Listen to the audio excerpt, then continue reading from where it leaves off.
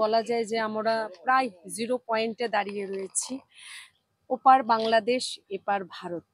মানে অনেক কিছু মনে করিয়ে দেয় এই জায়গাটি যখন আসি, যে এ দেশ তো এক ছিল।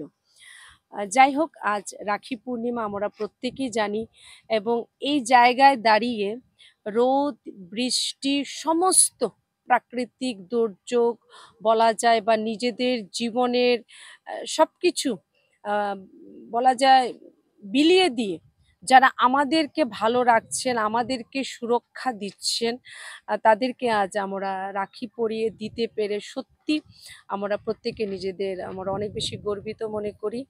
এবং আমাদের সীমান্ত সুরক্ষা বাহিনীর হাতে আজ আমরা রাখি পরিয়ে দিলাম এই জায়গায় যারা রয়েছেন।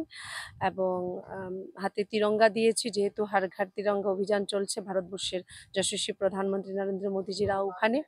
এই দিনটি বারবার আসুক এবং আমাদের সুরক্ষায় যারা থাকেন তারা যেন সুরক্ষিত থাকে, এই কামনাটুকু আজকের এই দিনে ঈশ্বরের কাছে